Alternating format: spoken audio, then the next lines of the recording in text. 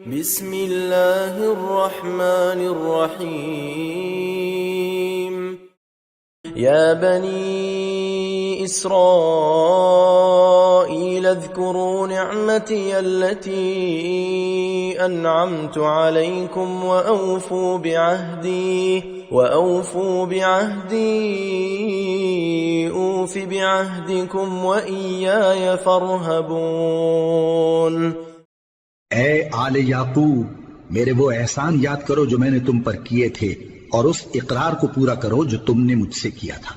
میں اس اقرار کو پورا کروں گا جو میں نے تم سے کیا تھا، اور مجھی سے ڈرتے رہو۔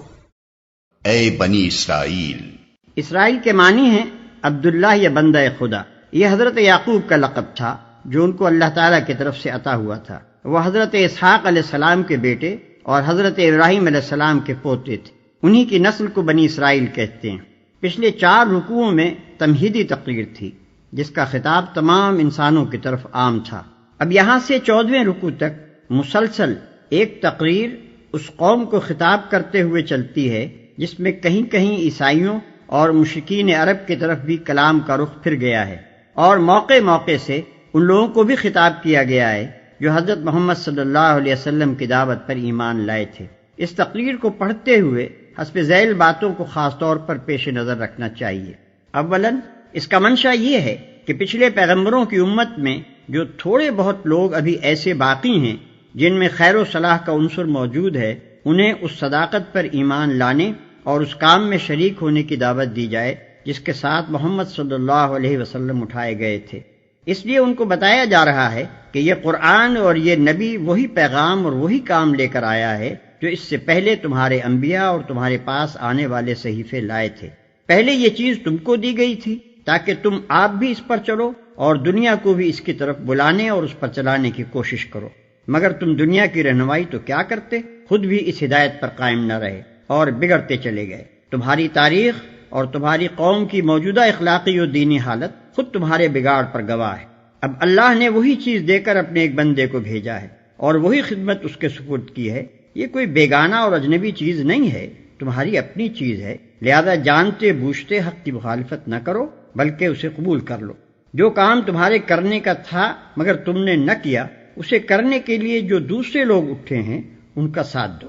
ثانیاً اس کا منشا عام یہودیوں پر حجت تمام کرنا اور صاف صاف ان کی دینی و اخلاقی حالت کو کھول کر رکھ دینا ہے۔ ان پر ثابت کیا جا رہا ہے کہ یہ وہی دین ہے جو تمہارے انبیاء لے کر آئے تھے۔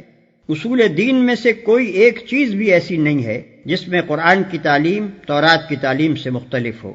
ان پر ثابت کیا جا رہا ہے کہ جو ہدایت تمہیں دی گئی تھی اس کی پیروی کرنے میں اور جو رہنمائی کا منصب تمہیں دیا گیا تھا اس کا حق ادا کرنے میں تم بری طرح ناکام ہوئے ہو۔ اس کے ثبوت میں ایسے واقعات سے استشہاد کیا گیا ہے جن کی تردید وہ نہ کر سکتے تھے۔ پھر جس طرح حق کو حق جاننے کے باوجود وہ اس کی مخالفت میں سازشوں، وسوسہ اندازیوں، کج بحثیوں اور مکاریوں سے کام لے رہے تھے، اور جن ترکیبوں سے وہ کوشش کر رہے تھے کہ کسی طرح محمد صلی اللہ علیہ وسلم کا مشن کامیاب نہ ہونے پائے، ان سب کی پردہ دری کی جا رہی ہے، جس سے یہ بات عیاں ہو جاتی ہے کہ ان کی ظاہری مذہبیت محض ایک ڈھونگ ہے جس کے نیچے دیانت اور حق پرستی کے بجائے ہٹ دھرمی، جاہلانہ عصبیت اور نفس پرستی کام کر رہی ہے، اور حقیقت میں وہ یہ چاہتے ہی نہیں ہیں کہ نیکی کا کوئی کام پھل پھول سکے۔ اس طرح اتمام حجت کرنے کا فائدہ یہ ہوا کہ ایک طرف خود اس قوم میں جو صالح عنصر تھا اس کی آنکھیں کھل گئیں، دوسری طرف مدینے کے عوام پر اور بالعموم مشرکین عرب پر ان لوگوں کا جو مذہبی و اخلاقی اثر تھا وہ ختم ہو گیا، اور تیسری طرف خود اپنے آپ کو بے نقاب دیکھ کر ان کی ہمتیں اتنی پست ہو گئیں کہ وہ اس جرأت کے ساتھ کبھی مقابلے میں کھڑے نہ ہو سکے جس کے ساتھ ایک وہ شخص کھڑا ہوتا ہے جسے اپنے حق پر ہونے کا یقین ہو۔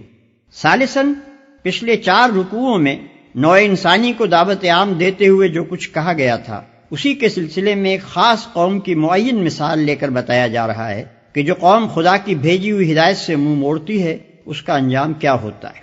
اس توضیح کے لیے تمام قوموں میں سے بنی اسرائیل کو منتخب کرنے کی وجہ یہ ہے کہ دنیا میں صرف یہی ایک قوم ہے جو مسلسل 4000 برس سے تمام اقوام عالم کے سامنے ایک زندہ نمونہ عبرت بنی ہوئی ہے۔ ہدایت الہی پر چلنے اور نہ چلنے سے جتنے نشیب و فراز کسی قوم کی زندگی میں رونما ہو سکتے ہیں وہ سب اس قوم کی عبرتناک سرگزشت میں نظر آ جاتے ہیں۔ رابعاً اس سے پیروان محمد صلی اللہ علیہ وسلم کو سبق دینا مقصود ہے کہ وہ اس انحطاط کے گڑھے میں گرنے سے بچیں جس میں پچھلے انبیاء کے پیرو گر گئے۔ یہودیوں کی اخلاقی کمزوریوں، مذہبی غلط فہمیوں اور اعتقادی و عملی گمراہیوں میں سے ایک ایک کی نشاندہی کر کے اس کے بالمقابل دین حق کے مقتضیات بیان کیے گئے ہیں تاکہ مسلمان اپنا راستہ صاف دیکھ سکیں اور غلط راہوں سے بچ کر چلیں۔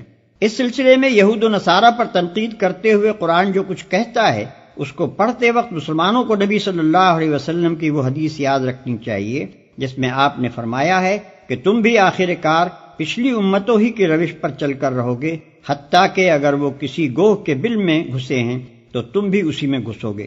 صحابہ نے پوچھا یا رسول اللہ صلی اللہ علیہ وسلم کیا یہود و نصارہ مراد ہیں؟ آپ نے فرمایا اور کون؟ نبی اکرم صلی اللہ علیہ وسلم کا یہ ارشاد محض ایک توبیخ نہ تھا بلکہ اللہ کی دی ہوئی بصیرت سے آپ یہ جانتے تھے کہ انبیاء کی امتوں میں بگاڑ کن کن راستوں سے آیا اور کن کن شکلوں میں ظہور کرتا رہا ہے۔ حی علی الفلاح۔